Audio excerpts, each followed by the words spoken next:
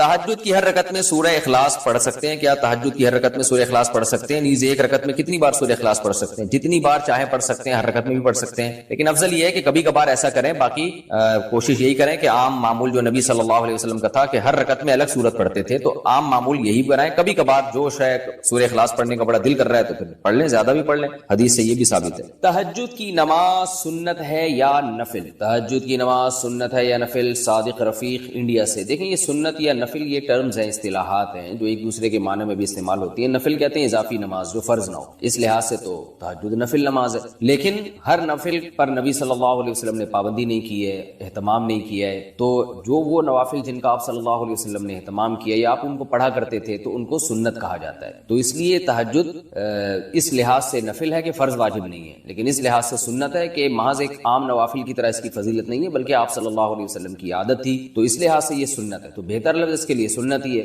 اور یہ عام سنت نہیں ہے، اس کی بے پناہ فضیلت ہے. قرآن مجید میں اللہ نے اہل جنت کی جہاں بھی صفات بیان کی ان میں تہجد کا بھی عموماً ذکر کیا ہے. جیسے قرآن مجید میں آتا ہے کہ الذین یبیتون لربہم سجدا وقیاما، ہمارے جو نیک بندے ہیں وہ راتوں کو ہمارے سامنے سجدہ اور قیام کرتے ہیں. اور سورہ سجدہ میں اللہ تعالیٰ کا ارشاد ہے تتجافى جنوبهم عن المضاجع يدعون ربهم خوفا وطمعا، کہ ہمارے نیک لوگوں کے پہلو رات کو بستروں سے جدا ہو جاتے ہیں اور اپنے رب کو پکارتے ہیں خوف اور امید سے. تو یہ ساری چیزیں ہیں. نبی صلی اللہ علیہ وسلم نے ایک صحابی کے بارے میں فرمایا کہ فلاں کتنا ہی اچھا ہے، کاش وہ تہجد پڑھ لیتا. تو اس طرح کی روایات ہے. تو آپ صلی اللہ علیہ وسلم نے عبداللہ بن عمر کے بارے میں فرمایا، ان کو وصیت کی، ان کے بارے میں صحابی سے فرمایا کہ یہ تہجد کا اہتمام کرے تو کیا ہی خوب ہے. عبداللہ بن عمر فرماتے ہیں اس کے بعد سے میں نے کبھی تہجد نہیں چھوڑی ہے. تو ایسی بہت ساری روایات ملتی ہیں. سورہ مزمل کا پورا دوسرا رکوع ہے ہی تہجد سے متعلق. ان ربک یعلم انک تقوم ادنی من ثلثی اللیل ونصفہ وثلثہ وطائفۃ من الذین معک واللہ یقدر اللیل والنہار، کہ آپ پوری رات تہجد نہیں پڑھ سکتے. آپ کو دن میں یعنی آپ کے جو ساتھی ہیں ان کو مزاحمت بھی کرنی ہے، دنیا کے معاملات بھی نمٹانے ہیں، دن میں بعض دفعہ جہاد بھی کرنا ہے، تو آپ رات کا کچھ حصہ اٹھ جائیے، آپ بھی اور آپ کے ساتھی بھی. تو بہت ہی اہتمام ہے. اور فقرؤوا ما تیسر منہ، اور اس میں جتنی تلاوت ممکن ہو آپ اللہ کے سامنے کھڑے ہوں اور قرآن کی تلاوت کیجیے. تو یہ اتنی ساری احادیث، اتنی ساری روایات سے علماء کہتے ہیں کہ بہت زیادہ محرومی کا باعث ہے یہ عمل کہ ایک آدمی تہجد نہ پڑھتا ہو. اور آپ صلی اللہ علیہ وسلم نے فرمایا کہ رات کے آخری حصے میں اللہ تعالیٰ آسمان دنیا کی طرف آتے ہیں اور یہ ندا لگاتے ہیں حل من مسترزق ارزق له، حل من مستغفر اغفر له، کوئی ہے مجھ سے روزی مانگنے والا میں اس کو روزی دوں، کوئی ہے مجھ سے گناہوں کی معافی مانگنے والا میں اس کو معاف کروں. اس لیے رات کو جلدی سونا چاہیے. اور تہجد میں رات کے آخری حصے میں جو تہجد کا ٹائم ہے جو سب سے اچھا ٹائم ہے، ویسے تو کسی بھی وقت رات کو پڑھی جا سکتی ہے، لیکن سب سے افضل ٹائم ہے کہ آپ سوئیں اور سونے کے بعد رات کے آخری حصے میں اٹھیں اور اس وقت راز و نیاز کریں، اللہ کے سامنے دعائیں مانگیں. بہت زیادہ اس وقت دعائیں قبول ہوتی ہیں اور نماز کا بہت ثواب ہوتا ہے. ان قرآن الفجر کان مشہودا. وطر کے بعد کیا تہجد کی نماز پڑھ سکتے ہیں؟ سنا ہے کہ وطر پڑھنے کے بعد کوئی بھی نفل پڑھنا مکروہ ہے، کیا تہجد کی نماز بھی نہیں پڑھ سکتے؟ بنت طالب کراچی سے.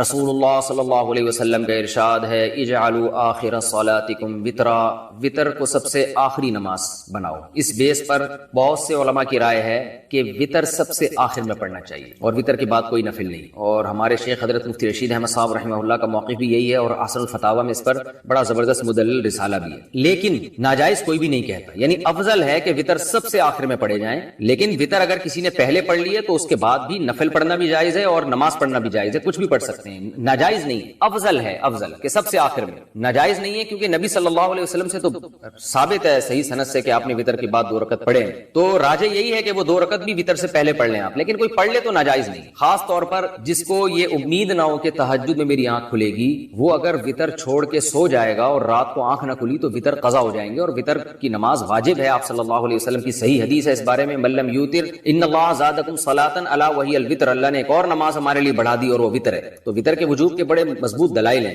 بہت سخت تاکید ہے وطر کی، تو اس کو آپ قضا نہیں کر سکتے. تو اگر رات کو آنکھ کھلنے کا خوف نہ ہو کہ پتہ نہیں آنکھ کھلے گی نہیں کھلے گی، تو پھر آپ کو چاہیے کہ عشاء کی نماز کے ساتھ ہی وطر پڑھ لیں. پھر اگر آنکھ کھلتی ہے تو تہجد بھی پڑھیں. پڑھیں، تہجد کو ضائع نہ کریں. تو بہتر یہی ہے کہ وتر سب سے آخر میں ہو، لیکن پہلے پڑھ لیے تو بھی بلا کراہت، بغیر کسی کراہت کے نماز پڑھنا جائز ہے، اس میں کوئی مکروہ نہیں ہے. تہجد کا صحیح وقت کیا ہے؟ تہجد کے اوقات کے بارے میں تفصیل سے بتا دیں. یہاں 4 بجے فجر کی اذان ہوتی ہے، کیا ہم 3:30 بجے اٹھ کر تہجد پڑھ سکتے ہیں؟ کیا اس سے ہمیں تہجد کی فضیلت حاصل ہو جائے گی؟ سہرش کشمیر سے پوچھتی. تہجد کا جو وقت ہے نا وہ رات کا آخری حصہ بہتر وقت ہے. اور رات کا آخری حصہ کیا ہوتا ہے؟ آپ جو چارٹ ہوتا ہے یا جو نقشے ہوتے ہیں جس میں سحری کا وقت لکھا ہوتا ہے وہ ہر علاقے میں مختلف ہے، تو آپ وہ دیکھیں یا نیٹ پہ سرچ کر لیں. نیٹ پہ ایسی اپلیکیشن آتی ہیں جو ڈاؤن لوڈ کر لی جائے تو آپ کو پتہ چل جائے گا کہ صبح صادق کب شروع ہو رہی ہے. تو صبح صادق کا جو وقت ہے اس سے پہلے کا وقت فجر کا تہجد کا وقت ہے، جو سحری کا آخری وقت ہوتا ہے جس میں ہم سحری کھا کے ختم کرتے ہیں. تو اذانوں کا اعتبار نہیں ہے کیونکہ اذانیں تو اکثر صبح صادق کے کافی دیر کے بعد جا کے ہوتی ہیں. تو اذان سے پہلے نہیں، آپ نے وہ نقشہ میں ٹائم دیکھ کے رکھنا ہے کہ صبح صادق کا وقت آپ کے علاقے میں کتنے بجے شروع ہو رہا ہے. اگر 4 بجے شروع ہو رہا ہے تو 4 بجے سے پہلے جو نماز پڑھی جائے گی نفل نماز وہ تہجد کی نماز ہوگی، اور 4 بجے کے بعد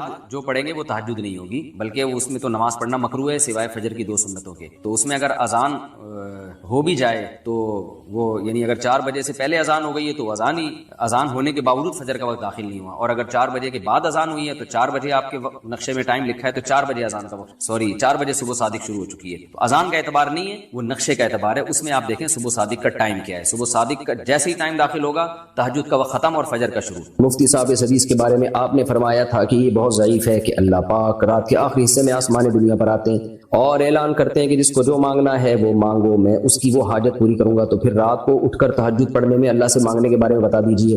بھائی میں نے تو ایسا نہیں کہا کہ یہ حدیث بہت ضعیف ہے، رات کے آخری حصے میں اللہ تعالیٰ آتے ہیں، آپ نے میری طرف ایسے ہی نسبت کر دی. یہ تو صحیح حدیث ہے، رات کے آخری حصے میں آسمان دنیا کی طرف اللہ آتے ہیں. حل من مستغفر اغفر له، حل من مسترزق ارزق له، کوئی ہے مجھ سے توبہ طلب کرنے والا میں اس کی گناہوں کو معاف کروں، کوئی ہے مجھ سے رزق طلب کرنے والا میں اس کے روزی میں برکت دوں. یہ صحیح ہے، میں نے نہیں کہا کہ یہ ضعیف حدیث ہے. مفتی صاحب 5 بھائی اور ان کے بیوی بچے ساتھ میں رہتے ہیں اور 4 بھائیوں میں کوئی کم اور کوئی زیادہ کما لیتا ہے، اور ایک بھائی معذور ہے. ایک بھائی نے ساری زمین جائیداد اپنے نام کر لی ہے، اب ان سب کا جائیداد میں حصہ کیسے ہوگا؟ دیکھیں چاروں بھائی جب ساتھ رہتے ہیں اور مشترکہ کماتے ہیں تو اگر کاروبار بھی ایک ہے تو پھر کوئی کم کوئی زیادہ کمائے تو بھی سب اس میں مشترک ہی ہوتے ہیں. جب تقسیم ہوگا تو برابر ہوگا. لیکن سب کا اپنا الگ الگ بزنس اگر ہے تو پھر جو زیادہ کما رہا ہے یا کم کما رہا ہے اس میں جو گھر میں خرچ ہو گیا وہ تو سب میں مشترک ہی ہوگا. لیکن سب نے الگ الگ کوئی پراپرٹی اپنے پیسوں سے بنائی ہے تو وہ اس کی ہوگی. باقی ایک بھائی نے اگر ساری جائیداد زمین اپنے نام کر لی ہے تو اس سے وہ اس کی ہوگی نہیں، یہ ذہن میں رکھیں. یہ نہیں ہوگی ان کی، بلکہ دیکھا جائے گا اس جائیداد میں کس بھائی نے کتنا حصہ ڈالا تھا اس کی خریداری میں. یعنی بڑے بھائی نے اگر مثال کے طور پر یہ کام کیا ہے تو دیکھا جائے گا کہ باقی بھائیوں کا اس میں کتنا شیئر تھا، کتنا ان کی پارٹیسپیٹ کیا تھا یا کتنا تعاون کیا تھا. تو ہر شخص اس میں ان کے ساتھ شریک ہوگا.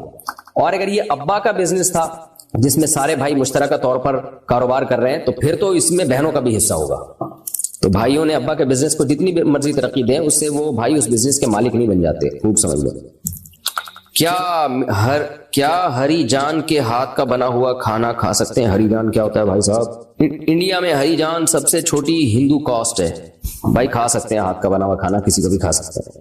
اگر طواف کے دوران بھولے سے چہرے پر کپڑا لگ جائے اور یاد آنے پر بھی بدلنے کا موقع نہ ملے تو اس کے بارے میں کیا حکم ہے؟ چہرے پہ کپڑا جان کے لگے بھولے سے لگے، احرام کی حالت میں جو بھی غلطیاں ہوتی ہیں ان میں جان کے کریں یا بھولے سے کریں سب میں جنایت ہی شمار ہوتی ہے، وہ یعنی غلطی ہی شمار ہوتی ہے. تو اب اگر منہ پہ کپڑا لگ گیا تو کپڑا کم از کم 12 گھنٹے تک منہ ڈھکا رہے گا نا کپڑے سے تو دم لازم ہوتا ہے. تو تھوڑا تھوڑا کر کے لگ گیا تو بس جاتے ہوئے چند ریال صدقہ کر دیں گے تو انشاءاللہ وہ جو بھی یعنی احرام کی پابندیوں کی مخالفت ہوئی ہے اس کی خود بخود تلافی ہو جائے گی. دم واجب نہیں ہوتا اس سے تھوڑی اتنی سی دیر لگنے سے. علی گڑھ صاحب جو لوگ زندہ نہیں ہیں ان کے نام سے کاروبار کرنا کیسا ہے؟ کیوں کر رہے ہیں بھائی ان کے نام سے کاروبار؟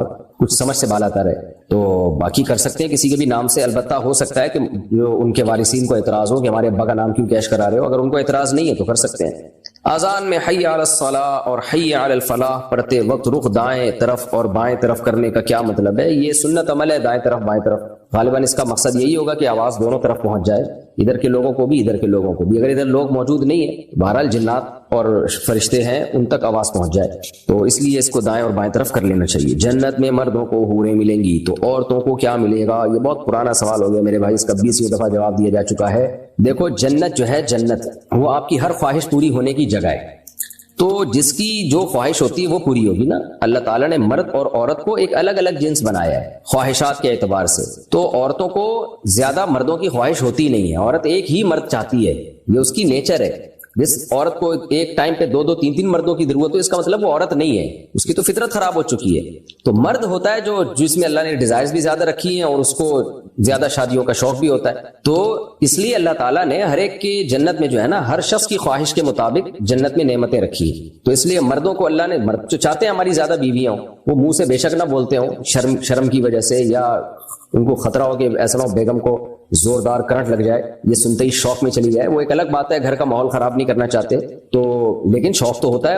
آدمی ہے وہ تو شوق ہوگا اس کو لازمی, اس کی فزیکل ریکوائرمنٹ بھی ہے یہ, تو عورت کو نہیں ہوتا یہ.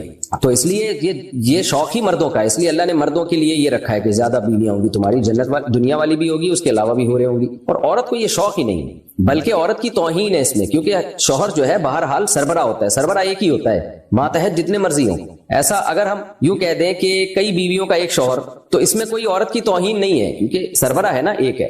اگر ہم یوں کہہ دیں کہ ایک عورت کے کئی شوہر, اس کا مطلب یہ ہوا کہ ماتحت کے کئی سربراہ. تو سربراہ ایک سے زیادہ ہونا آپ کی ذلت ہے. اس میں 6 باس ہیں آپ کے, تو پاگل ہو جاؤ گے بھائی تم تو, اگر تمہارے باس ایک ہی ہوتا ہے, سربراہ ایک ہی ہوتا ہے. اسی میں عزت ہے. تو عورت کی عزت اس میں ہے کہ اس کا ایک شوہر ہو, ایک سے زیادہ نہ ہو. اس لیے جنت میں اللہ نے عورت کے لیے ایک شوہر رکھا ہے. اور مرد کی عزت اس میں ہے کہ اس کی بیویاں زیادہ ہوں, اس لیے اللہ نے جنت میں مرد کے لیے زیادہ بیویاں رکھی.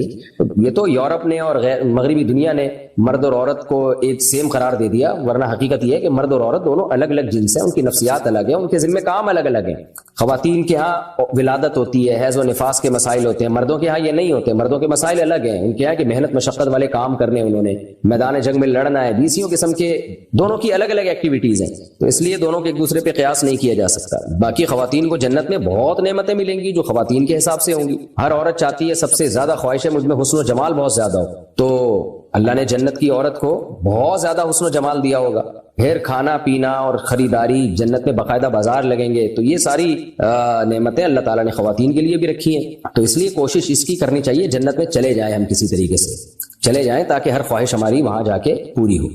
ہاں, کسی کو یہ خیال ہو کہ اگر کسی کو خواہش ہی ایسی پیدا ہو رہی ہے, وہ ایک صاحب مجھے کہنے لگے اگر جنت میں کسی کا چرس پینے کا دل چاہ رہا ہے, میں نے کہا چرسیوں کے لیے جہنم ہے بھائی, چرسیوں کے لیے جنت اللہ نے کب کہا کہ ہے. تو جنت میں تو پاکیزہ لوگ جائیں گے نا, تو پاکیزہ ہی صفات ہوں گی ان کی, ان کو پاکیزہ چیزیں ہی پسند ہوں گی. مجھے اپنے کاروبار میں بہت پریشانیاں ہیں, ایسا لگتا ہے کسی نے کچھ جادو کر دیا ہے. جس کو بھی کوئی پریشانی ہو اس کو اس زمانے میں ایسا لگتا ہے کہ کسی نے کچھ کر دیا ہے. اللہ تعالیٰ تو کہتے ہیں ما یفتح اللہ للناس من رحمت فلا ممسک لها ما یفتح اللہ للناس من رحمت فلا ممسک لها وما یمسک فلا مرسل له من بعد. اللہ کسی کو کوئی نعمت دیں تو کسی کا کوئی دنیا کی طاقت روک نہیں سکتی, اور نعمت نہ دیں تو کوئی اس نعمت کو دلوا نہیں سکتا. یہ تو اللہ کا قرآن میں حکم ہے. تو اب یہ ان چیزوں میں پڑے رہنا بندش ہے. بھائی محنت کرو, کاروبار تلاش کرو, کاروبار میں پیسہ نہیں مل رہا تو ملازمت کرو. سب کو تھوڑی کاروبار میں پیسہ ملے گا, تو کاروبار کو ترجیح دی ہے شریعت نے, لیکن ہر ایک تھوڑی کرے گا. کاروبار بھی لوگوں کا جبھی چلتا ہے جب ان کو ملازم تو ملے, تو کچھ کو اللہ کاروبار کروائے گا, کچھ کو ملازمت سے روزی دے گا. تو جس طرح بھی ممکن ہو محنت کریں, دعائیں کریں. میں بھی دل سے دعا کرتا ہوں اللہ تعالیٰ آپ کو کشادہ رزق حلال نصیب فرمائے. باقی ان چکروں میں نہیں پڑے, اور عامل وامل کے بعد چلا گیا وہ تو اور الو بنا دے گا. گھر سے مسجد دور ہے اور میں ایک فیکٹری میں کام کرتا ہوں, تو کیا میں سنت چھوڑ کر فرض نماز پڑھ سکتا ہوں؟ سنت موقدہ نہیں چھوڑ سکتے بھائی, کبھی کبھار چھوڑی جا سکتی ہے, لیکن معمول بنا لینا اس کا یہ ٹھیک نہیں ہے. مختصر پڑھ لیا کریں, لیکن سنت موقدہ بھی پڑھنا ضروری ہے. تو کتنا ٹائم لگتا ہے آپ جائیں. اچھا مسجد اگر بہت زیادہ دور ہے تو پھر تو جماعت کی نماز یعنی مسجد کی جماعت لازمی نہیں ہے. اگر زیادہ دور ہے تو اس کا ایک اندازہ یہ لگایا جاتا ہے کہ اگر بغیر لاؤڈ اسپیکر کے اس مسجد میں زور سے اذان دی جائے اور شور شرابہ بھی نہ ہو تو آپ تک آواز پہنچے گی کہ نہیں پہنچے گی. بعض علماء نے یہ ایک معیار متعین کیا ہے یہ جانچنے کے لیے کہ کس مسجد کو قریب کہا جائے گا, کس مسجد کو دور کہا جائے گا. تو اگر خاموشی کا وقت اور اس مسجد میں فرض کر لیں بغیر اسپیکر کے اذان دی جا رہی ہے چھت پہ چڑھ کے زور سے, تو آپ تک آواز پہنچ رہی ہے, تو پھر آپ اسی مسجد کی حدود میں آتے ہیں. اور اس کی تائید حدیث سے بھی ہوتی ہے کہ آپ نے صحابی سے فرمایا تسمعوا النداء, تم اذان کی آواز سنتے, انہوں نے فرمایا ہاں, فرمایا پھر مسجد میں ہی آنا پڑے گا, حالانکہ وہ نابینا صحابی تھے. تو اس سے پتہ چلتا ہے بھائی کہ جس تک اذان کی آواز پہنچ رہی ہے تو وہ, اور اذان کی نیچرل طریقے سے یعنی بغیر لاؤڈ اسپیکر کے, کیونکہ لاؤڈ اسپیکر کے ذریعے تو پھر کہاں کہاں پہنچائی جا سکتی ہے. تو اگر ہے تو پھر آپ کو مسجد جانا پڑے گا, اور اگر وہ نہیں آواز پہنچ رہی تو پھر مسجد کی جماعت معاف ہے. ایسی صورت میں پھر آپ اپنی فیکٹری ہی میں جماعت کرائیں اور کوشش کریں قریب میں کوئی مسجد کھلوائیں. غسل کے بعد عورت کا سطر کھل جانے سے وضو باقی رہتا ہے یا ٹوٹ جاتا ہے؟ سطر کھلنے سے وضو نہیں ٹوٹتا۔ کیا موبائل میں قرآن پڑھنے کے لیے وضو ہونا ضروری ہے یا نہیں؟ نہیں، ضروری نہیں۔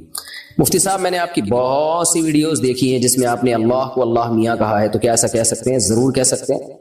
میاں کی نسبت چاہے کوئی بھی مانا ہو، جب اللہ کی طرف نسبت کی جاتی ہے تو تعظیم مراد ہوتی ہے اس سے۔ لغت بہت زیادہ باریکیوں کو نہیں دیکھتی، زبان جو ہے زبان دیکھتی ہے لوگ اس کا کیا مطلب لے رہے ہیں اس موقع پہ۔ اکثر میں مثال دیتا ہوں، ہم کہتے ہیں فلاں آدمی اتنی صلواتیں سنا کے چلا گیا، حالانکہ صلوات کا لفظ تو درود کے معنی میں استعمال ہوتا ہے، نماز کی جمع بھی صلوات آتی ہے، دعاؤں کو بھی کہا جاتا ہے، لیکن ہم گالیوں میں بھی استعمال کر رہے ہوتے ہیں، ابے آیا صلواتیں سنا کے چلا گیا۔ تو چونکہ جس موقع پہ ہم یہ لفظ استعمال کرتے ہیں اس موقع پہ اس کا مطلب دعا نہیں ہوتا۔ تو لغت جو ہے نا، کوئی بھی زبان، اس میں بڑا تسامح ہوتا ہے، لغت کے اپنے کوئی قاعدے نہیں ہوتے۔ لغت یہ دیکھتی ہے لوگ کس چیز کو کس معنی میں استعمال کر رہے ہیں، تو پھر اہل لغت اسی کو قاعدہ بنا کے بتا دیتے ہیں، اسی کو گرامر بنا کے پیش کر دیتے ہیں۔ تو اس لیے اللہ کو اللہ میاں کہنے میں کوئی حرج نہیں ہے۔ بعض لوگوں نے بلا وجہ بول نکالا ہوا ہے۔ عنایت رنگریز جے پور انڈیا سے، میرے گاہک مجھے نمشکار اور جے شری رام بولتے ہیں، میں 90% تو جواب نہیں دیتا لیکن کبھی کبھار منہ سے نکل جاتا ہے، اس بارے میں رہنمائی فرمائیں۔ وہ غیر مسلم ہیں، وہ جو بول رہے ہیں ان پر گورنمنٹ نے بھی کوئی پابندی نہیں لگائی، تو بولنے دیں۔ آپ رپلائی میں جو ہے ہاتھ ہلا دیا کریں، اس نیت سے ہاتھ ہلا دیا کریں کہ وہ آپ کو گویا رسپیکٹ دے رہا ہے تو آپ اس رسپیکٹ کا جواب دے رہے ہیں۔ باقی آپ جواب میں جے شری رام اور وغیرہ وغیرہ نہ بولا کریں آپ، کیونکہ ان کے مذہبی الفاظ ہیں یہ، تو بس آپ یوں کر دیں، ایسے رپلائی کریں، کیونکہ رپلائی نہیں کریں گے تو یہ بد اخلاقی ہے، یہ بد اخلاقی سمجھی جاتی ہے۔ کوئی بھی عزت دے رہا ہے، چاہے وہ کسی بھی الفاظ میں عزت دے رہا ہو آپ کو، اس کے لحاظ سے تو یہ رسپیکٹ والے ہی الفاظ ہیں نا، تو بس آپ رپلائی میں ایسے اشارہ کر دیا کریں کہ یعنی گویا کہ آپ نے ایک سن لیا ہے اور اچھا رپلائی کر دیا ہے آپ نے۔ انگلش میں بول دیا کریں how are you, fine, nice to meet you. Javed Khan India سے، مسلمان غیر مسلم کے جنازے میں جا سکتا ہے اور میت کو کندھا دے سکتا ہے؟ جی جا سکتا ہے، لیکن ان کی مذہبی رسومات میں شرکت نہیں کر سکتا اور ان کے لیے دعا نہیں کر سکتا۔ تسلی کے الفاظ کہہ سکتا ہے ان کے لواحقین کو کہ ہمیں بہت غم ہوا، اللہ تعالیٰ آپ کو اس پہ صبر عطا فرمائے، بس اتنے الفاظ کہے جا سکتے ہیں، لیکن میت کے لیے دعا نہیں کی جا سکتی۔ کیا جرابوں پر مسح کرنے والے شخص کے پیچھے نماز پڑھنا جائز ہے؟ سعودی عرب میں سب اس کو جائز سمجھتے ہیں اور اوقات امامت کرنے والے بھی جرابوں پر مسح کرتے ہیں، تو اس نماز کے بارے میں کیا حکم ہے؟ نہیں، جائز نہیں ہے۔ یہ جو دلیل دی جاتی ہے کہ ضرورت کی وجہ سے شریعت میں موزوں پر مسح کا حکم دیا ہے تو تاکہ موزے اتارنا نہ پڑے، تو اس لیے یہاں تو ضرورت ہے، اگر ہم موزے اتاریں گے تو ظاہر ہے حرج ہوگا۔ اس کا جواب یہ ہے کہ ضرورت وہ ضرورت ہوتی ہے جس کو شریعت نے ضرورت مانا ہو۔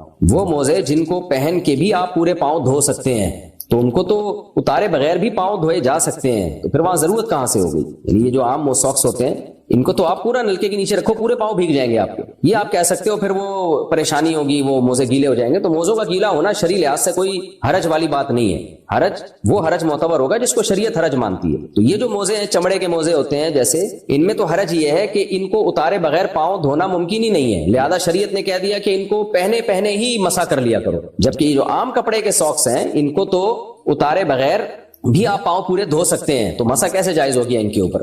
اور رہی یہ دلیل کہ نبی صلی اللہ علیہ وسلم سے موزوں پر مسح ثابت ہے، بھائی نبی صلی اللہ علیہ وسلم سے جس طرح کے موزے یا خفین پر مسح ثابت ہے وہ موزے تھے جو جوتے کا آلٹرنیٹ تھے، جوتے کے بغیر استعمال ہوتے تھے، کیونکہ یہ عبادت ہے نا، اور قرآن مجید نے ہمیں حکم دیا پاؤں دھونے کا، تو اتنا واضح حکم بہت ہی واضح دلیل سے تو چھوڑا جائے گا۔ جس دلیل میں کنفیوژن ہو گئی تو قرآن میں جو پاؤں دھونے کا حکم ہے پھر وہ ترک نہیں کیا جائے گا، ورنہ تو بعض لوگوں نے یہاں تک بھی کہہ دیا پاؤں پہ ٹیشو باندھ کے بھی آپ مسح کر سکتے ہیں، ان کو کیا آپ کس دلیل سے آپ رد کریں گے؟ ان کو پاؤں کا صرف ڈھکا ہونا کافی نہیں ہے، وہ موزے پاؤں میں پہنے ہوئے ہوں جو جوتوں کا آلٹرنیٹ ہوتے ہیں۔ اس لیے فقہاء نے، چاروں ائمہ نے کچھ نہ کچھ شرطیں لگائی ہیں اس پہ اپنے اجتہاد کے حساب سے، کیونکہ چاروں نے اس چیز کو ملحوظ رکھا ہے کہ بھائی جوتوں کا آلٹرنیٹ کون کون سے موزے ہو سکتے ہیں۔ پھر کسی نے شرط لگائی کہ نیچے بھی چمڑا اوپر بھی چمڑا، کسی نے کہا نہیں صرف اوپر چمڑا ہونا کافی، وغیرہ وغیرہ۔ میں ان شرطوں کی تفصیل میں نہیں جاؤں گا، لیکن یہ جو موزے ہیں، جو عام موزے آ رہے ہیں تو نبی کے دور میں تھے ہی نہیں بھائی، تو نہ یہ وہ والے موزے ہیں نہ ان جیسے موزے ہیں۔ ضروری نہیں کہ وہ موزے پہنے جو نبی کے دور میں تھے، بلکہ ان جیسے بھی پہنیں گے تو بھی مسح جائز ہوگا، لیکن یہ نہ وہ ہے نہ ان جیسے ہیں، تو انہیں پہن کے تو کوئی بھی پیدل نہیں چلتا۔ تو اس لیے کوئی بھی کپڑا پاؤں میں چڑھا لو ہلکا پھلکا سا، یا ٹیشو پیپر باندھ لو، کاغذ باندھ لو، اس سے تھوڑی مسح جائز ہو جائے گا اس کے اوپر۔ اس لیے ہماری رائے میں ٹھیک نہیں ہے۔ آپ ان کے اگر یقین ہو کہ امام نے ان موزوں پہ مسح کیا ہے تو اس کے پیچھے نماز جائز نہیں ہے۔ باقی فتنہ فساد نہ کریں، جھگڑا وگڑا نہ کریں، آپ اپنی نماز پڑھ لیں، اور اگر آپ نے خود نہیں دیکھا تو پھر اس کے پیچھے نماز پڑھ لیں۔ امام آ کے کھڑا ہوا موزے پہنے ہوئے ہیں، تو آپ کو کیا پتا کہ اس نے عام موزوں پہ بسا کیا، ہو سکتا ہے نہ کیا ہو مسا، آپ پیچھے نماز پڑھ لیں اس کی۔ ہاں جب پتا ہے کہ انہوں نے عام موزوں پہ بسا کی ہے پھر نماز نہ پڑھیں۔ یہاں بعض لوگ ایک سوال کرتے ہیں کہ اس سے تو مت میں اختلاف پیدا ہوگا۔ بھائی اختلاف پیدا ہو رہا ہے امام کے عمل کی وجہ سے۔ اگر امام صاحب کی رائے یہ ہے کہ ان موزوں پہ بسا جائز ہے تو اپنے جب انفرادی نماز پڑھیں تو پڑھ لیں، جب آپ امامت کریں تو آپ کو جمہور کی رائے کا احترام کرنا چاہیے۔ جمہور علماء فقہا وہ تو اسی کے قائل ہیں کہ بھائی ان پہ مسا جائز نہیں ہے، تو آپ کو چاہیے مقتدیوں کی آپ رعایت کریں کہ میرے اس طرز عمل سے بہت سارے لوگ نماز سے کٹ سکتے ہیں، یا نہیں بھی کٹیں گے تو ان کو وہم اور کنفیوژن تو ہوگی نا کہ پتہ نہیں ہماری نماز قبول ہو بھی رہی ہے کہ نہیں ہو رہی، تو آپ سیدھا سیدھا پاؤں دھو کے آ جاؤ، یا وہ موزے پہن کے مسا کر لو کہ ان موزوں کے مسا کرنے سے سب کے نزدیک نماز جائز ہو جاتی ہے۔ تو امام کو تو اس کا بڑا خیال کرنا چاہیے کہ اس طریقے سے نماز پڑھے کہ پیچھے سب لوگوں کے نزدیک اس کی نماز ہو جائے، تاکہ پیچھے لوگ مقتدیوں میں خلفشار پیدا نہ ہو، کنفیوژن پیدا نہ ہو۔ میری شادی بریلیوں میں ہوئی ہے، سسرال میں بہت زیادہ بدعات ہوتی ہیں اور میرے شوہر ہمیشہ مجھ سے بحث کرتے ہیں، کہیں میں غلط راستے پہ نہ چل پڑوں اور میں اپنے بچوں کو کیسے بچاؤں، رہنمائی فرمائیں۔ ہاں نکاح میں اس کا بڑا خیال کیا شریعت نے کہ اپنا ہم پلہ ہونا چاہیے، تو شادی بریلوی ہو یا دیوبندی ہو، اس سے کچھ دیوبندی میں بھی بڑے بڑے بدعتی پڑے ہوئے ہوتے ہیں، وہ بھی پتہ نہیں کیا کچھ کر رہے ہوتے ہیں، اور بریلویوں میں بعض ایسے بھی ہیں جو ایکسٹریم لیول پہ بدعت کی طرف نہیں جاتے۔ تو بہرحال جب شادی ہو گئی ہے، شادی سے پہلے سوچنا چاہیے تھا، اب ہو گئی ہے تو اپنے شوہر کی خدمت کریں اور رشتے کو بچائیں اور بدعات میں ان کا ساتھ نہ دیں۔ جہاں بہت شدید فتنے کا اندیشہ ہو، خدا نخواستہ مار دھاڑ کا، طلاق کا خطرہ ہو، تو پھر مجبوری ہے محبت سے بچوں کو سمجھاتی رہیں، یہی ہو سکتا ہے۔ بچے بڑے ہوں گے خود ہی سمجھ جائیں گے کیا صحیح ہے کیا غلط ہے انشاءاللہ، اگر آپ ان سے دلیل سے بات کریں گے تو۔ فیضان حسین ممبئی انڈیا سے، میں ایک فارمیکیوٹل، یہ کیا لکھا ہے اردو میں ہی لکھا ہوا ہے انہوں نے، فارمیکیوٹیکل کمپنی میں جاب کرتا ہوں، کمپنی کی طرف سے، ہو سکتا ہے پروناؤن میں اس سے غلطی ہو رہی ہو بھائی، پروناؤنسیشن میں غلطی ہو رہی ہو، کمپنی کی طرف سے بیوی بچوں کی دوائی اور حاملہ بیوی کی ڈیلیوری کا بھی پورا خرچہ ملتا ہے۔ تو کیا اس طرح کمپنی سے علاج کے لیے پیسے لینا جائز ہے؟ جب کمپنی کی طرف سے مل رہا ہے تو ٹھیک ہے، جائز ہے، کیوں نہیں جائز ہے؟ کیا عورت کو سسر سے پردہ کرنا چاہیے، اور اگر شوہر مر جائے تو کیا سسر نامحرم ہو جاتا ہے؟ کیا وہ نکاح کا پیغام بھیج سکتے ہیں؟ نہیں، سسر ہمیشہ کے لیے محرم ہی رہتا ہے، باپ جیسا ہی رہتا ہے، اسی طرح ساس ہمیشہ کے لیے ماں جیسی ہی رہتی ہے۔ میاں بیوی کا نکاح جس دن ہوا، ابھی رخصتی نہیں بھی ہو، تو بس ان دونوں کے ماں باپ ایک دوسرے کے ماں باپ بن گئے، تو اس لیے سسر سے پردہ بھی نہیں ہے۔ لیکن اگر سسر بالکل جوان ہے اور بہو بھی بالکل ینگ ہے، جوان ہے، تو اگر وہ پردہ کر لے تو برا بھی نہیں ہے، یہ کوئی ناجائز بھی نہیں ہے۔ سعودیہ کے بعض علماء کا یہی فتویٰ ہے، اور اس زمانے میں جو حیا اور تقویٰ کے زیادہ قریب ہے وہ بھی یہی ہے۔ تو لیکن بہرحال شریعت میں فرض نہیں ہے، فتنے کے خوف کی وجہ سے یعنی کوئی کرے تو اچھی بات ہے، بہرحال فرض نہیں ہے۔ لیکن اس سے ہوتا یہ ہے کہ بعض بہویں بالکل ہی گھر میں خدمت نہیں کرنا چاہتی، تو وہ بھی سسر سے پردہ کر کے بیٹھ جاتی ہیں، تو یہ بھی غلط ہے کہ آپ پردے کو اپنی سستی کا ذریعہ بناؤ، یعنی سستی ہو اصل میں اس کے لیول پردے کا لگا دو۔ تو بہرحال سسر ہے باپ کی جگہ ہی محرم ہے، نامحرم نہیں ہے، لہذا شرعاً اس سے پردہ واجب بہرحال نہیں ہے۔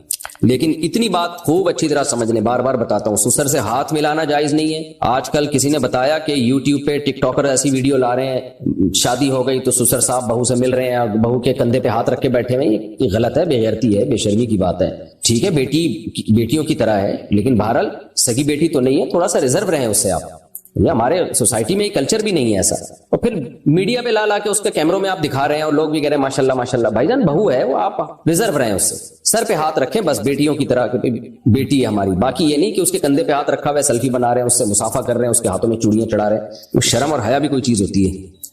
اچھا بھائی، سیدنا عباس رضی اللہ عنہ سے مروی ہے کہ اللہ تعالیٰ نے تمہارے نبی صلی اللہ علیہ وسلم کی زبان کے مطابق مقیم پر 4، مسافر پر 2 اور ڈرنے والے پر 1 رکعت فرض کی ہے۔ اس حدیث کا مطلب بتا دیں، مجھے دیکھنی پڑے گی بھائی یہ حدیث کہاں ہے، عربی الفاظ دیکھوں گا، پھر انشاءاللہ اگلے بلیٹن میں اس کا بتاؤں گا آپ کو انشاءاللہ میں۔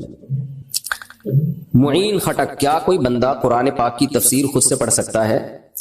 ظاہر ہے خود سے ہی پڑھے گا، اور کوئی اور پڑھوائے گا؟ تفسیر لکھنے والے کا مقصد ہی یہی ہوتا ہے کہ آسان کر دیا جائے اور تاکہ آپ پڑھیں، تو ضرور پڑھ سکتا ہے۔ علماء تفسیر لکھتے ہی عوام کے لیے عام طور پر، تاکہ عوام کے لیے قرآن کو سمجھنا آسان ہو جائے۔ مفتی صاحب، میں دبئی میں فاسٹ فوڈ کمپنی میں کام کرتا ہوں، مسجد تقریباً 3 کلومیٹر دور ہے، جمعے کے دن بہت رش ہوتا ہے اور کمپنی بریک یا چھٹی نہیں دیتی۔ تقریباً 6 مہینے سے جمعے کی نماز اور نمازیں جماعت کے ساتھ نہیں پڑھی ہیں، کام چھوڑنے کا دل کرتا ہے، صورت میں کیا کریں؟ کمپنی کو محبت سے خط لکھیں، لیٹر لکھیں کہ مجھے آپ چھٹی دیں، جمعے کی نماز میں پڑھنا چاہتا ہوں، اور میرے اوپر لازم ہے، اور یہ جتنا ٹائم میں جمعے میں لگاؤں گا یہ کمپنی کو میں ایکسٹرا ٹائم دے دوں گا، تو انشاءاللہ دے دیں گے آپ کو چھٹی، کیونکہ کمپنی کو یہ ہوتا ہے بھائی یہ سارا ٹائم تو وہاں لگا دے گا، آپ بولیں اس دن میں یہ ایکسٹرا ٹائم آپ کو دوں گا، پھر بھی اگر آپ کو چھٹی نہیں دیتے تو کمپنی کو آپ چھٹی دے ہی دیں، دوسرا کام تلاش کریں۔ جمعہ اتنے لمبے عرصے تک جمعہ چھوڑنا ٹھیک جائز نہیں ہے، بہت سخت گناہ ہے۔ بچوں کا ٹی وی کمرشل ایڈ میں کام کرنا کیسا ہے؟ اگر ایڈ جائز چیز کا ہے تو اس میں کام بھی جائز ہے، لیکن چھوٹے بچوں کو جب میڈیا پہ بہت زیادہ آتے ہیں نا، تھوڑا بہت تو ٹھیک ہے، بہت زیادہ آتے ہیں تو بچوں میں بگڑنے کا خطرہ ہوتا ہے، بچے وقت سے پہلے ہی اپنے آپ کو بڑا سمجھنا شروع کر دیتے ہیں، اور پھر ان کی جو گروتھ ہے نا مینٹل، وہ متاثر ہوتی ہے، بچے میں بہت زیادہ کانفیڈنس پیدا کرنا بھی ٹھیک نہیں ہے، تو وہ پھر بگڑنے کا چانس اس کا ہوتا ہے، بچہ تھوڑا سا بچہ ہی رہے، تو کبھی کبھار تو ٹھیک ہے، لیکن زیادہ بچوں کو اس طرح میڈیا پہ لانا اور ان کو جو ہے وہ شو بازی ان میں آ جاتی ہے پھر، تو ان کے اخلاق بگڑنے کا خطرہ ہوتا ہے۔ ایک ولاگر تھے گلگت کے یا پتہ نہیں کہیں ادھر ہی چترال وغیرہ کے، ان کا بچہ بہت ویڈیوز آ رہی تھی، وہ لاکھوں روپے کما رہے تھے اس سے، لیکن انہوں نے اپنے بچے کو ہٹا دیا وہاں سے کہ بھائی یہ خراب ہو جائے گا، کیونکہ لوگ کمنٹس بھی بچے کے لیے بہت کر رہے ہیں اور بہت زیادہ، تھوڑا بہت تو چلتا ہے، وہ تو کوئی اتنا مسئلہ نہیں ہے، لیکن بچے ہی کا چینل بن گیا، بچہ ہی ولاگ بنا کے ڈال رہا ہے چھوٹا بچہ، تو ان کے ابا نے وہ بالکل ختم کرا دیا۔ تو میں نے کہا بڑا خاندانی ابا ہے، پیسوں کو قربان کر دیا بچے کی تربیت پہ، ایسے ہی ابا ہونے چاہیے۔ آج کل لوگ کیا کر رہے ہیں، بچوں کی تربیت ایک طرف اور خوبصورت بیویاں لا کے اپنے چینل کو پروموٹ کر رہے ہوتے ہیں، اور ان کے جو ہے وہ ادھورے لباس ہوتے ہیں، اور پیسہ اور غیرت میں جب ٹکراؤ ہوگا بھائی تو غیرت کو ترجیح دو، پیسے کو دوسرے نمبر پہ رکھو۔ رضی انصاری انڈیا سے، میں نماز پڑھتا ہوں لیکن میری والدہ نماز نہیں پڑھتی، میں ان کو نماز کے لیے کس طرح کہوں، اور اپنی بہو سے بہت نفرت کرتی ہیں، برائے مہربانی کوئی دعا یا حل بتا دیں جس سے دونوں میں محبت پیدا ہو جائے۔ دعا بھی کرتا ہوں، میں بھی دعا کرتا ہوں، آپ بھی اللہ سے دعا کر لیں، اللہ دونوں میں محبت پیدا کر دے۔ باقی بہو اگر بے ادبی کر رہی ہے نا ساس کی، تو بڑوں کی جب بے ادبی کی جاتی ہے تو پھر بڑے کے دل میں بالکل 2 ٹکے کی عزت نہیں ہوتی۔ تو آپ اپنی وائف سے کہیں کہ بس میری اماں کو رسپیکٹ ضرور لازمی دیا کرو، آگے سے ٹیڑھا جواب نہ دیا کرو، بس یہ بہت خطرناک ہوتا ہے۔ تو کم از کم اتنے کام کر لیں، اور پھر بھی اگر اماں نفرت کرتی ہیں ہاں تو پھر اماں کی ہدایت کے لیے دعائی کر سکتے ہیں، اور کیا کریں۔ بہت سی دواؤں میں جانوروں کے اجزاء شامل ہوتے ہیں لیکن ان پر لکھا نہیں ہوتا، تو اگر کسی دوائی میں حرام اجزاء شامل ہوں تو کیا اس شک میں اس دوائی کو لے سکتے ہیں؟ جو نارمل ڈاکٹروں کی میڈیسن ہوتی ہیں اس میں تو حرام اجزاء شامل نہیں ہوتے، البتہ وائٹامنس کچھ ایسے ہوتے ہیں جیسے فش آئل ہے، اب ان کا کیپ جو ہے جیلیٹن سے بنتا ہے، تو اس میں حرام بھی ہوتا ہے حلال بھی ہوتا ہے، تو وہ لکھا ہوا ہوتا ہے ان کے اوپر کوڈ۔ اب تو اس میں علماء نے بہت الحمدللہ ریسرچ کر لی ہے، تو ایسا کہیں شک ہو تو آپ تحقیق کر لیں۔ جو اینٹی بایوٹک ہوتی ہیں ان میں نہیں ہوتے اس طرح کے حرام اجزاء، یہ زیادہ تر جو وائٹامنز ہوتی ہیں نا گولیاں، ان میں ہوتا ہے یہ، تو ان میں شک ہوتا ہے کہ کوئی ایسا حرام جز شامل نہ ہو، تو ایسے موقع پہ تحقیق کر لینی چاہیے، بغیر تحقیق کے نہ کھائیں۔ اور گوگل پہ بھی تحقیق ہو جاتی ہے آج کل، جامع رشید کا ادارہ حلال فاؤنڈیشن، گوگل پہ لکھیں، سرچ کریں اور پھر وہاں سے بھی رابطہ کیا جا سکتا ہے۔ ڈرائیور اور میری غفلت کی وجہ سے سفر میں عصر کی 2 رکعت نماز قضا ہو گئی، تو بعد میں اس نماز کو قضا کس طرح کیا جائے؟ 4 رکعت پڑھیں یا 2 رکعت؟ نبی صلی اللہ علیہ وسلم نے ارشاد فرمایا جس کی عصر کی نماز قضا ہو گئی نا، ایسے ایسے اس کے اہل و عیال سب کچھ چھین لیا گیا اس سے۔ اور قرآن نے بھی عصر کی نماز کا خاص طور پر اللہ نے حفاظت کا عصر کی نماز کا حکم دیا ہے، تو آپ توبہ استغفار بھی کریں۔ باقی یہ کہ کس طرح کیا جائے، سفر کی نماز جب اپنے مقام پہ قضا کریں گے تو 2 رکعت ہی پڑھیں گے، جو سفر میں نمازیں قضا ہوئی ہیں وہ بعد میں 2 ہی پڑھی جاتی ہیں۔ کیا جب بھی عمرہ کریں گے تو بال کٹوانا ضروری ہے، چاہے مہینے میں 2-3 بار ہو؟ اور مرد اور عورت کے کتنے بال کاٹنا لازم ہے؟ جب بھی عمرہ کریں گے بال کٹوانا ضروری ہے، بشرطے کے بال ہوں، کیونکہ پہلی دفعہ عمرے میں ٹینڈ کرا دی تو دوبارہ عمرے میں کیا کٹائیں گے پھر بھائی، تو دوبارہ عمرے میں پھر دوبارہ اس طرح پھیرنا پڑے گا سر کے اوپر، پھر تیسری دفعہ عمرہ کیا تو پھر اس طرح پھیرنا پڑے گا۔ تو اس میں شریعت کی حکمتیں ہیں، ہو سکتا ہے کراؤڈ کنٹرول کرنے کے لیے اللہ نے حکم دیا، میں کوئی دعویٰ نہیں کر رہا، لیکن تاکہ ایک نے عمرہ کیا تو اب دوسرے کو بھی موقع مل جائے۔ کچھ لوگوں کو بال رکھنے کا دوبارہ شوق ہوتا ہے نا، تو ان کو اللہ کہتے ہیں ٹھیک ہے بار بار عمرے کرنے تو بالوں کی قربانی دو، پھر تمہیں عمرے کی فضیلت حاصل ہوگی۔ تو جن کے بال ہوں تو کم از کم 1 انگلی کا پورا جو ہے نا، جس 1 انچ اتنے بال کاٹنا لازم ہے، چاہے مرد ہو یا عورت ہو۔ اب میرے تو بڑے بال ہیں، اس میں کئی عمرے ہو سکتے ہیں الحمدللہ، تو ایک دفعہ کاٹ دیے، پھر اگلے عمرے میں پھر کاٹ دیے، پھر اگلے عمرے میں پھر کاٹ دیے، تو میں تو 10-15-20 عمروں کے بعد جا کے ٹینڈ کی نوبت آئے گی۔ تو مرد ہو یا خواتین، بہرحال 1 پورے کے برابر ہر عمرے میں بال کاٹنا ضروری ہے۔ راشد میواتی انڈیا سے، بلی کو مارنا کیسا ہے؟ بلا وجہ بلی کو مارنا جائز نہیں ہے، اگر تنگ کر رہی ہے، ٹینشن دے رہی ہے، چوزے کھا رہی ہے آپ کے، یا گندگی کر رہی ہے تو پھر مار سکتے ہیں۔ بہتر پھر بھی یہی ہے کہ نہ ماریں، تھیلے میں ڈال کے کہیں اور چھوڑ کے آ جائیں، تو لیکن آپ کو خطرہ ہے کہ دوبارہ آ جائے گی تو پھر مار سکتے ہیں، لیکن پھر مارنے کا وہ طریقہ استعمال کیا جائے جس میں جانور کو تکلیف کم سے کم ہو۔ اگر کوئی بابا یہ بتا دے کہ چوری ہوئی چیز کس نے دی ہے تو کیا اس کے پاس جانا جائز ہے؟ جائز نہیں ہے، کیونکہ یہ خود ہی چور ہے، ورنہ یہ بتانا ممکن نہیں ہے کہ کس نے چوری کی ہے۔ اگر یہ بتانا ممکن ہوتا تو سارے بابے بیٹھ کے سپریم کورٹ میں بتا رہے ہوتے فلاں چور ہے فلاں چور نہیں ہے۔ تو اس لیے یہ خود کسی سے چوری کروا دیتے ہیں، پھر عملیات کر کے نکالتے ہیں فلاں نے چوری کی ہے، وہ خود انوالو ہوتے ہیں اس میں، تاکہ لوگوں کا ان پہ اعتقاد مضبوط ہو جائے۔ احمد صاحب کراچی، دل میں قرآن کی قسم کھانا ٹھیک ہے یا نہیں؟ اگر ٹوٹ جائے تو کیا ہوگا؟ دل میں قسم کھانے سے کچھ بھی نہیں ہوتا، اور اگر زبان سے قسم کھائی ہے تو قرآن کلام اللہ ہے، اللہ کی صفت ہے، تو اس لیے وہ قسم منعقد ہو جائے گی، اور اس میں توڑا تو کفارہ لازم ہوگا۔ انس ملک دبئی سے، اگر بیوی اپنا سونا شوہر کو نوکری کے حصول کے لیے اس شرط پر دے کہ نوکری کے بعد آپ مجھے اتنا ہی سونا واپس کرو گے، تو کیا بیوی اس سونے کی زکوٰۃ ادا کرتی رہے گی یا نہیں؟ اور جب شوہر سونا واپس چاہے تو اس وقت سونے کی قیمت میں فرق آ رہا ہو تو اس صورت میں کیا کریں؟ اور اگر کچھ عرصے بعد بیوی شوہر سے یہ کہہ دے کہ یہ سونا میں نے آپ کو تحفے میں دے دیا، تو پھر اس سونے کی زکوٰۃ کے کیا حکم ہے؟ بیوی نے جب یہ کہہ دیا کہ یہ سونا میں نے آپ کو تحفے میں دے دیا، پھر تو بیوی سے زکوٰۃ ختم، اب بیوی نہیں دے گی، اب شوہر دے گا زکوٰۃ۔ لیکن اگر صرف قرض میں دیا ہے کہ آپ کی جب جاب لگ جائے تو واپس کر دینا، تو پھر یہ قرض ہے، تو قرض کا اصول یہی ہے کہ جس کو قرض دیا ہو تو قرض دینے والے پر اس کی زکوٰۃ لازم ہے، ہر سال دے گا، بشرطے کہ قرض واپس ملنے کی امید ہو۔ تو اگر بیوی نے شوہر کو سونا دیا اور بیگم صاحبہ کو یقین ہے کہ میرا میاں بہت اچھا ہے، واپس کر دے گا، تو پھر تو بیوی پر زکوٰۃ لازم ہے۔ اور اگر دینے کے بعد تھوڑے دنوں میں اندازہ ہو گیا بھائی کچھ پتہ نہیں واپس آئیں گے بھی کہ نہیں آئیں گے، تو پھر زکوٰۃ لازم نہیں ہے۔ اور اگر جب واپس مل جائے، یعنی امید تھی کہ نہیں ملے گا، لہذا بیوی نے زکوٰۃ نہیں دی، اب اتفاق سے شوہر نے دے دی سونا واپس کر دیا، یعنی بیوی کو امید ہی نہیں تھی کہ شوہر سونا واپس کرے گا، تو شریعت یہ کہتی ہے بیوی پر زکوٰۃ لازم نہیں ہے۔ تو دے کئی سال کے بعد جا کے اتفاق سے شوہر کا دل آ گیا اور اس نے واپس کر دیا، تو اب کیا جتنے سالوں کی بیوی نے زکوٰۃ نہیں دی ہے وہ اس بیوی پر واجب ہوگی یا نہیں ہوگی؟ تو اس میں دونوں قول ہیں۔ احتیاط یہی ہے کہ جتنی سالوں کی زکوٰۃ نہیں دی ہے وہ سب دے اب، اور اس کی بھی گنجائش ہے کہ جو زکوٰۃ ایک دفعہ ساقط ہو گئی تو الساقط لا یعود، وہ واپس نہیں لوٹے گی، ہو گیا بس۔ ہاں، جب واپس کرنے پر آئے گا شوہر تو سونا ہی دے گا، اور اگر سونا کے بجائے میاں بیوی آپس میں میوچل انڈرسٹینڈنگ سے یہ طے کرتے ہیں کہ سونے کی قیمت دے دے، تو پھر اس وقت جو سونے کی قیمت ہوگی واپسی کے وقت وہ قیمت دینی پڑے گی شوہر کو۔ اگر ناپاکی کی حالت میں کمبل اوڑھا تو کیا کمبل ناپاک ہو جائے گا؟ نہیں جی، اگر اس پہ کوئی گیلی نجاست نہیں لگی ہے تو ناپاک نہیں ہوگا۔ محمد عابد، نماز کی ہر رکعت میں سورہ اخلاص پڑھنا ٹھیک ہے، لیکن نبی کی جو عام سنت تھی وہ یہی تھی کہ بدل بدل کے سورتیں پڑھنا، اس لیے ہر رکعت میں بدل بدل کے سورتیں پڑھنی چاہیے۔ مدی کو کپڑوں سے پاک کرنے کا طریقہ بتا دیں۔ ہلکا سا دھو لینا بھی کافی ہے، مدی کو تھوڑا سا بس پانی کے نیچے رکھ کے ہلکا سا رگڑ دیں اور نچوڑ دیں تو مدی پاک ہو جاتی ہے۔ مدی کو بہت زیادہ گہرے طریقے سے دھونا لازم نہیں ہے، حدیث سے یہی بات ثابت ہے۔ اگر خفین نیچے سے پھٹ جائیں تو کیا اس پر مسح ہو جائے گا؟ اور پھٹے ہوئے ہونے کی مقدار کتنی ہے؟ 3 انگلیوں کے برابر، پاؤں کی 3 انگلیاں، 3 انگلیوں کے برابر اگر خفین کہیں سے پھٹ جائیں تو پھر اس پہ مسح جائز نہیں ہے۔ زین العابدین کہتے ہیں میں ایزی پیسہ اور جیز کیش کی رقم اکاؤنٹ میں جمع کروانے پر اضافی پیسے لیتا ہوں، یعنی کمپنی والے مجھے کمیشن دیتے ہیں، کیا یہ میرے لیے جائز ہے؟ اس کے علاوہ بجلی، گیس اور ٹیلی فون کے بلز میں مجھے کمیشن ملتا ہے، مثلا بل 102 روپے ہے تو کیا میں 110 لے سکتا ہوں؟ وضاحت فرما دیں۔ دیکھیں، اگر آپ کسی شخص کا قرضہ ادا کریں اور پھر اس سے اضافی پیسے لیں بعد میں کہ ابھی میں دے رہا ہوں 1 مہینے بعد تم نے مجھے بڑھا کے دینے، یہ تو خالص سود ہے۔ لیکن جہاں تک میری معلومات ہے جائز کیش میں ایسا نہیں ہوتا یہ ہے کہ میں آپ کے پاس، یعنی کسٹمر کے پاس یہ سروس ہی نہیں ہے بل جمع کرانے کی، تو آپ کہتے ہیں ٹھیک ہے میں کرا دیتا ہوں اور اس میں اپنا کمیشن لیتا ہوں کیونکہ میں نے تمہارا جو کام تھا مشکل تھا وہ میں نے تمہارے لیے آسان کر دیا، تو یہ کمیشن جائز ہے، اس میں کوئی حرج نہیں۔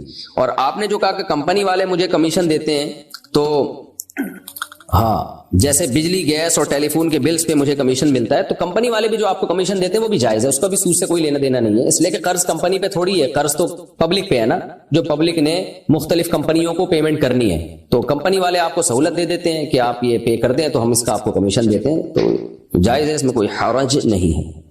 آمنہ کراچی سے، کیا میڈیکل امتحانات میں مریض کو ہاتھ لگا کر معائنہ کرنا جائز ہے؟ اکثر پریکٹیکل میں اسے لازم کر دیا ہے اور مریض بھی مرد ہوتا ہے، کیا ایسی صورت میں دستانے پہن لیے جائیں یا مجبوری میں ایسا کرنا جائز ہے؟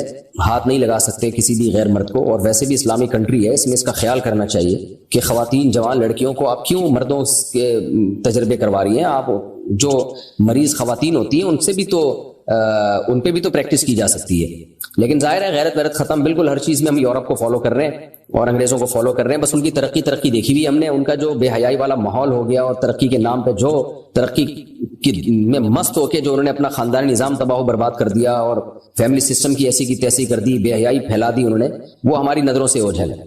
تو اس لیے اس سسٹم کے خلاف آواز اٹھانی چاہیے. بہرحال جب تک آپ مجبور ہوں تو پھر آپ دستانے پہن کے کسی غیر مرد کو مجبوری میں ہاتھ لگا سکتی ہیں. دستانے کے بغیر اس کی کوئی گنجائش نہیں ہے.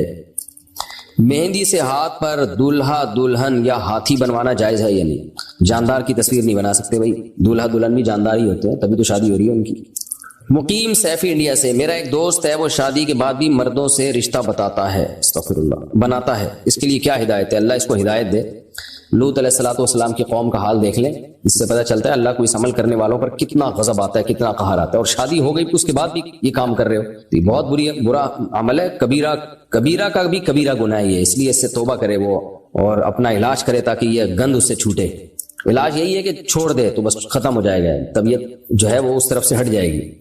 محمد عیسیٰ لکھنؤ سے, لوڈو کھیل کر پیسے کمانا کیسا ہے؟ اگر جوئے کے ذریعے پیسے کما رہے ہیں کہ جو ہار گیا وہ پیسے دے گا, جو جیت گیا اس کو دونوں پیسے لگاتے ہیں, اور جو ہار گیا اس کے پیسے ڈوب گئے, تو یہ تو حرام ہے. اور کسی اور طرح سے کما رہا ہے تو مجھے نہیں پتا کیسے کما رہا ہے. بہرحال فی نفسی ہی کھیل کر پیسے کمانا مجھے سمجھ میں نہیں آتا. آپ کھیلیں گے تو کون پیسے دے گا آپ کو اس کے؟ جیتنے پہ اگر کوئی تھرڈ پارٹی آپ کو پیسے دے رہی ہے تو ٹھیک ہے, انعام ہے, لیکن دو پارٹیاں پیسے لگا کے کھیلتی ہیں اور جو جیت جائے اس کو پیسے مل جائیں گے, جو ہار جائے اس کے پیسے ڈوب جائیں گے, تو یہ حرام ہے, ناجائز. اگر شوہر بیوی کو ایک ہی وقت میں 2 دفعہ طلاق دے دے اور تیسری دفعہ کہنے لگے تو کوئی اس کے منہ پر ہاتھ رکھ کر اسے روک لے, تو کیا اس صورت میں طلاق ہو جائے گی کہ نہیں؟ اگر نہیں دی زبان سے اس کے روک لیا تو نہیں ہوئی طلاق.